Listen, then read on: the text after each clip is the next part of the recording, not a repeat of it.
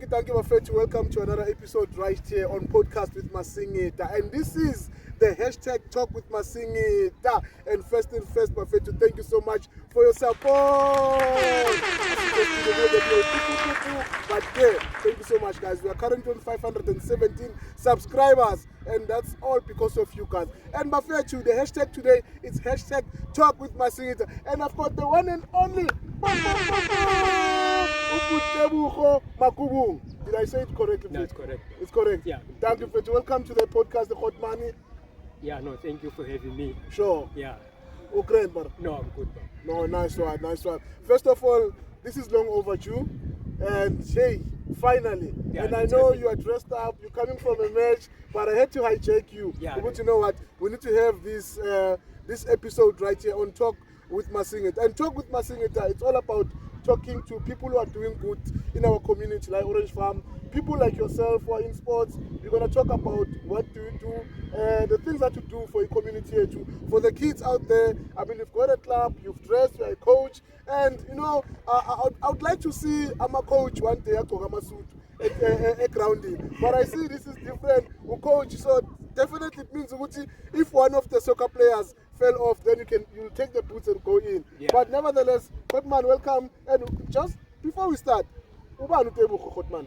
No, Tebogo Mokubung. Sure.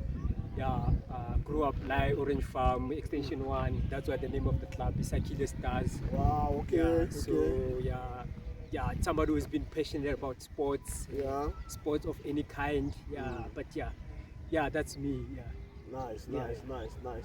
And so you said sports of any kind, but obviously the focus has been soccer. Yeah, Besides soccer, what are the other sports? I'm following you, but I want you to tell the guys out there who are watching Guti, besides soccer, what other sports that you are actually, associated yourself with?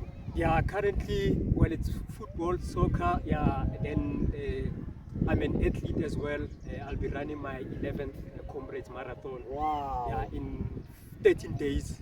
Yeah, so, like I said, I grew up in a background of sports. So Okay. from high school, I've been playing all kinds of sports. So Yeah. that's why I fell in love with sports, and that's the only avenue where I find myself being the person that I am, where Nice. I'm able to find peace and comfort. Yeah. Okay, so let's talk about the job that you're doing. You are a coach, you've got a team, Sakhile Stars. So how did the journey start to start opening a club? And what maybe inspired you to start Sakhile Stars? Yeah, I didn't anticipate that one day I'll have a football club. Okay. But yeah, I had a neighbor of mine and who said, hey, Coach, man, hey, when you were part of football growing up, but you can see how things are turning out in our society. Yeah. Can't you come on board and assist and use your influence and resources that you can get to get something out of us and maybe keep us busy? And that's where the journey started with Sakhile Stars. Okay. Yeah, and we started in 2011, and we've been going strong up until today. Yeah, and I think because it's not all about me, but everyone who's associated with the team, the community, and people involved, and all collectively, we are able to get the best out of this team. Nice. And I think before the interview, we spoke about this to say we are in an industry where we're not even getting paid. We're just doing it for the sake of, following our passion. Yeah. So I think maybe my next question will be, what keeps you going? I mean, you're not getting paid, but I mean, you interact with parents, you interact with the kids, and the Sakhile Stars, it's still standing as it is. What keeps you going, Coach? What is there for you? Yeah, I often say I'm a minimalist. I'm a person who derives satisfaction from things that many people don't see value in them. And for me, sports is one of those areas where somebody might see this guy standing every weekend on the side of the pitch, and whereas I could be anywhere, but I think that's where I get satisfaction. And what keeps me going is seeing the excitement and the passion of these young kids whenever they are in the field of play. And also what also keeps me going is the end product, because often enough we only look at things from our point of departure, but we don't look at the end product.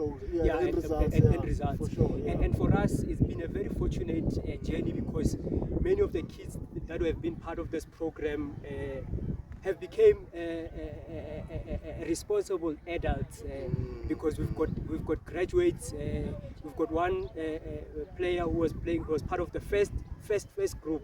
Wow. He graduated last year. Nice. BSc in chemical engineering. Wow. I've got two teachers who were also part of this club, and I've got also have other graduates that came out of this team, because for me I use football as an avenue to influence positivity amongst young people, because I believe white people found an avenue to keep their kids away from societal pressure, Yes. and they use sports, because by the time a kid becomes a teenager, they already have a Blue Bulls contract. Yes. There's no way that they can fall into drugs or any sort of bad societal things. For sure.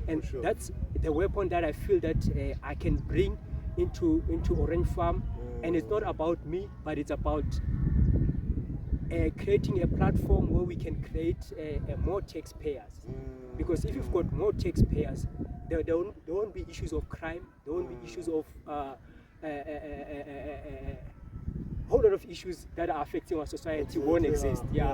So I think we've been fortunate to be part of this project. Nice. And I think before we can talk about, because I know there's a lot of stress, managing kids. I mean, first of all, it's not your kids. Some of them, maybe they are even disrespecting you and all of that. But let's talk about, I think one of your achievements that I'm going to, I've never even asked you about it, but I know for sure one of your players went overseas at some point. And I think they went to Spain, if I'm not mistaken. Spain. So how did that make you feel, Coach? I mean, coming from a dust Orange Farm, and then they went to overseas to represent the Sakhile Stars, and not only Sakhile Stars, but South Africa as a whole. How did that make you feel as a coach coming from Orange Farm? Yeah, it was a pleasing moment, and for me it wasn't only about me, but I also have there's a other guy that I work with, Obexin. We work as a collective, and because for me, that kid, I spotted her around this, it was this side, and she was juggling a ball, and I stopped. And I convinced her to join the team because I could see potential. There's talent there. And within 4 years in our program, she then went into Gauteng Future Champs program. There were over 1,000 players who were there, and she was amongst the top 3 players who were selected in that program. She won an overseas trip to go to Spain, where she spent time with great teams to learn how teams like Sevilla manage their programs. She met the legend Fernando Torres, and the current coach of Atletico Madrid, because she spent time at Atletico Madrid training academy. And for me it was a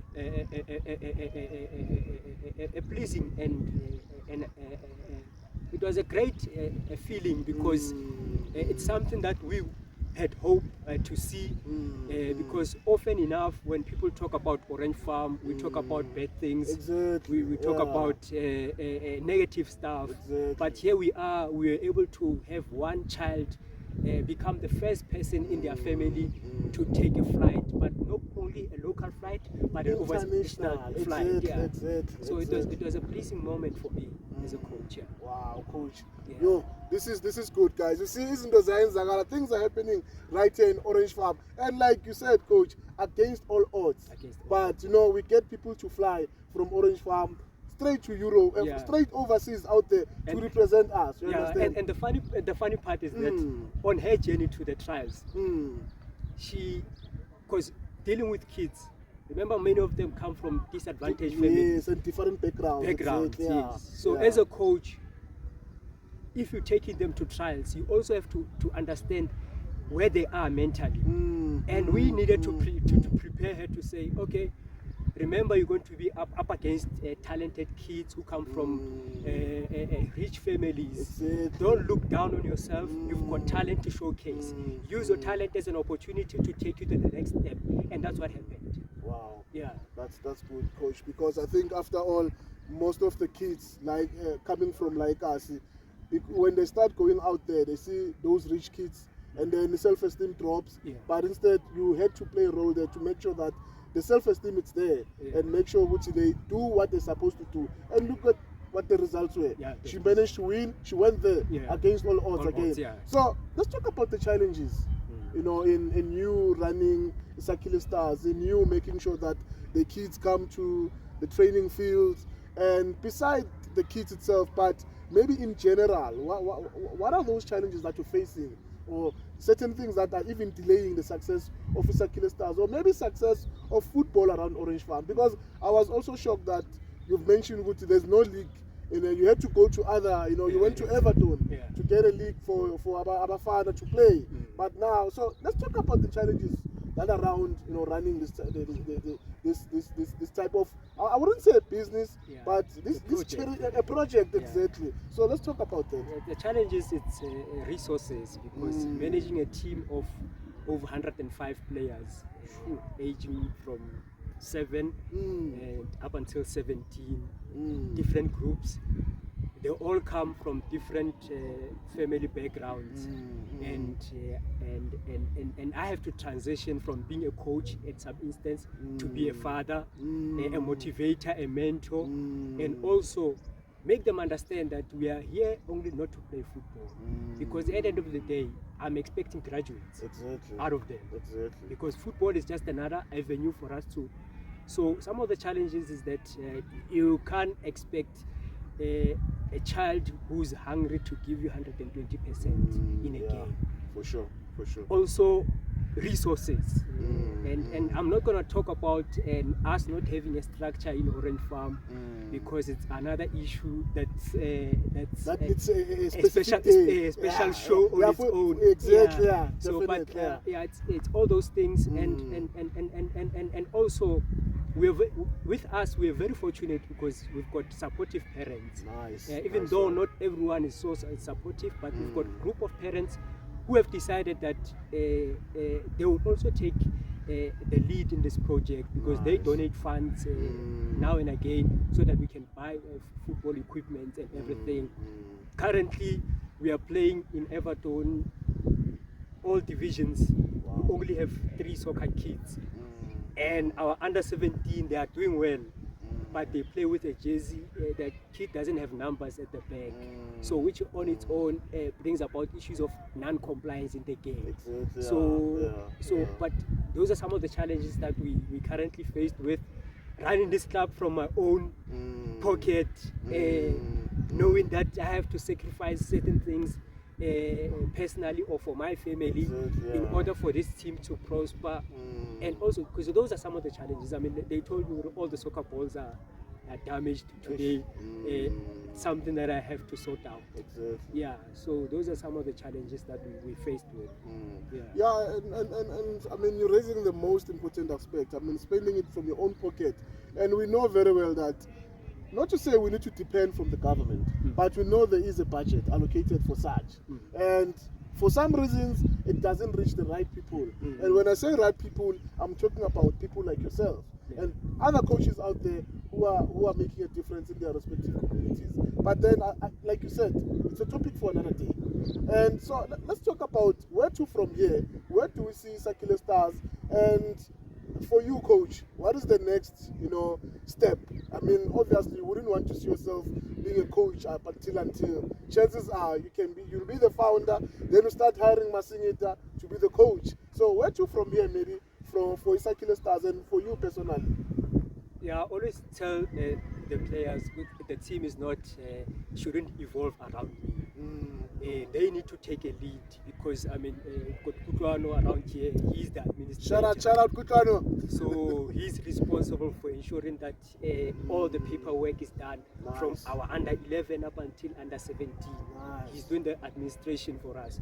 So because I don't want one day when I'm no longer around, then the team also disappears because it shouldn't be about me. So what I'm trying to create from this team is a platform where young people can gather, hoping that they're going to play sports. But as soon as we've got them here, then we can then introduce them to other things. Because with our under 15 and under 17, we've got leadership talks. We talk about career opportunities, conversations. We talk about where the world is going. We talk about data, innovation, and cyber security, and careers of the future. Because for me, I was fortunate that somebody mentored me to get where I am. But I need to take somebody along with.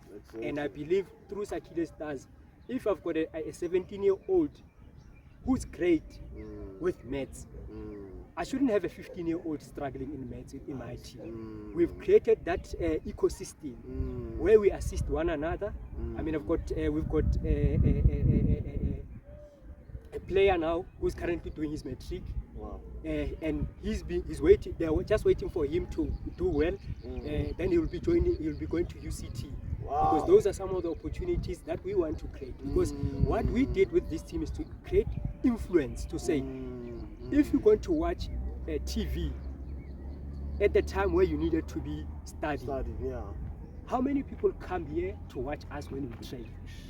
That group that you have watched on TV. So those are some of the conversations that we have to say. Let's rather prioritize things that are important to us. So for me, what I want to see happening with Sakhile Stars is to see many players from this team. My dream is to see one player playing a Champions League. Champions League? Yes, but I know. Starting from PSL, is it fine? I just want to see Champions League. Champions League. I know Benny McCarthy. I got an opportunity to go in Spain, to go to Portugal. Yeah, and I realized how powerful sports is. Because when I got to Portugal, somebody asked me if I know Nelson Mandela and Benny McCarthy. Wow. From there, and I realized, okay, if a politician can be so popular at the same level as a sportsman, then I need to bring those conversations back into my community and tell these boys, it's not about playing here, but it's about thinking about playing to the next level. That's why most people, they often say Sakhile Stars are always set standards high. But it's because of the philosophy that I'm trying to build. We have got a playing style, we've got a playing philosophy, and the players need to train according to that style. It's a modern football, a modern way of playing the game, and it's showing because whenever we take players to trials, they get selected. We currently have a junior, he stays just around LBC. He plays for Vets. Wow. Yeah, and I had goosebumps watching him on TV because their league is normally televised on TV. GDN, it's Gauteng Development League. And he plays for Vets under 13. And we currently have Ubuti from 365. He's with Sundowns under 17. Nice. Yeah, and we have two players who are now, as we speak, they are currently being assessed. They will potentially join the Gauteng provincial squad that will be representing the province in the SAFA under 15 tournament that is going to be staged, I think, in Rodiport of Florida. But yeah, we already have players that have progressed from an LFA squad into the regional squad. So today, if they make it, they will possibly make it into the provincial squad. And I'm very optimistic about those boys because they've shown how they can play the game. They are playing modern football. Yeah, and that's how we play the game. Because my role model is Coach Mr Tebogo Mokubung. So, and that's why he's very meticulous in how he approaches the game, looks at the finer details, and I fight all the time with my players because there's a certain level of football that I expect of them. Yes, and that's why we are fortunate because I've never came across a team in Orange Farm that doesn't have one player that came from this team. Sakhile Stars. Yes. Wow. That is dope. That is dope. So, can we then say in confidence that in future we might see you as a coach in PSL? No, I don't know. I don't have the ambitions of coaching in PSL. No, but why? Uh, As much as Coach Rulan is your role model, yes. but it will be nice to, one of these days you guys come together as opposition, maybe play against, one another. So why not? I'm more of a, there's a corporate side of me that also has to thrive. Yeah, for sure. So football is just a hobby for me and something that I find joy and something that I find I get the best out of me when I'm around these kids because Nice. I've learned they are better adults because they don't talk about negativity. It's all about positivity. They always see life from a positive view. They always have, they will never talk about the loss before we start the game. Nice. But It's all about winning. it's all about winning. So for me, the human being that sits behind a child has more to offer for me than a human being who's an adult. So that's why I've chosen a life to be around these kids. And I get the best out of me because being around them, I'm so fulfilled. Nice. And when you start to realize when one kid find themselves in the game and they start to turn into becoming a footballer that they have anticipated to be, it's an amazing experience. And being part of that journey, for me, it's something that is priceless. And it's something that I'm prepared to even give up anything that any material value what anyone can put in front of me, but just to be around young people and see them become prosper and become who they want to be. And it's not about me being trying to say I'm a better person. No, it's me choosing the path that I believe is gonna get the best out of me. Yes. Nice. No. Khotman, thank you so much. I think we've managed to capture your story, and now we know who's Mr. Tebogo Mokubung. So as much as the plan is to see the guys playing on Champions League, so maybe if I may ask, currently which team? Okay, before we go to Champions League around South Africa, then which team would you say it's the best team currently? Yeah. And let's be fair, Coach. Yeah. I know your team that you support, but Yes. let's be fair about it. Yeah, it's Sundowns. Okay, Coach. Sundowns is doing something right that many clubs are not doing. Yeah, they spend more time building a structure. And from that structure is supported by people with expertise. They don't take shortcuts. And there's a team that plays in the second division, they call it All Stars. Okay. It's also one team Coming. that is coming, given an opportunity, they are doing things right because they've got a philosophy, they've got a football methodology, and they know the type of players that they want to bring in. So for me, I think Sundowns is 10 years ahead of many teams in the country because of how they are able to adapt to a modern way of playing the game. Because you start to watch an EPL match, and it's easy to understand and see the same schemes same models being displayed by Sundowns. And it's encouraging to see something like that happening in South Africa and being implemented by our very own South African coach. So it's encouraging because often enough we find foreign coaches taking jobs in the country and we expect a lot from them. But if we see a South African